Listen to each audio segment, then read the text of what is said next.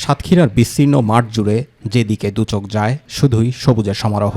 এ যেন প্রকৃতি নিজ হাতে রং ছড়িয়ে সাজিয়ে তুলেছে শীতের আগমনী দৃশ্য।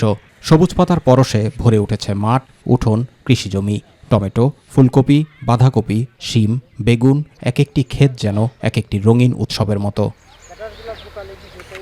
মৌসুমি সবজি উঠতে থাকায় কৃষকের মুখে ফুটেছে স্বস্তির হাসি।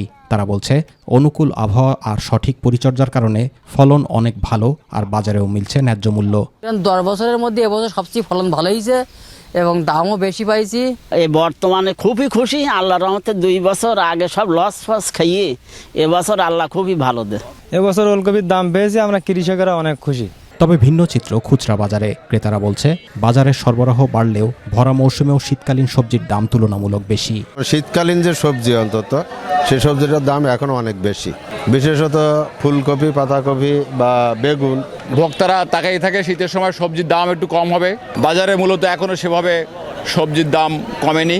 কৃষি বিভাগ বলছে, আধুনিক প্রযুক্তি ও কৃষকদের পরামর্শ সঠিকভাবে বাস্তবায়ন হওয়ায় প্রত্যাশা অনুযায়ী উৎপাদন বেড়েছে। ফলে জেলার চাহিদা মিটিয়ে পার্শ্ববর্তী জেলায় সবজি পাঠানো সম্ভব হবে বলে জানান তারা। আমার কৃষকরা এবছর মোটামুটি খুবই লাভবান হচ্ছে, পর্যাপ্ত দাম পাচ্ছে। আমি আমার কৃষি সম্প্রসারণ অধিদপ্তর পক্ষ থেকে কৃষি কর্মী হিসাবে আমি সবাইকে পরামর্শ দিয়ে থাকি নিয়মিত। এবং দক্ষিণ পশ্চিম অঞ্চলে এই প্রতিকূল অবস্থার মধ্যেও এই সাতক্ষীরা জেলাতে যে সবজি উৎপাদন হচ্ছে এটা আশানীয়। আমরা মনে করছি যে এই আবাদ প্রতি বছরে বৃদ্ধি পাবে। কৃষি বিভাগ এই লক্ষ্যে কাজ করে যাচ্ছে।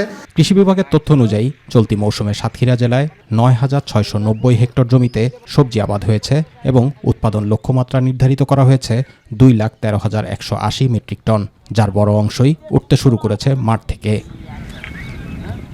জুবাইর রহমান, মাই টিভি নিউজ।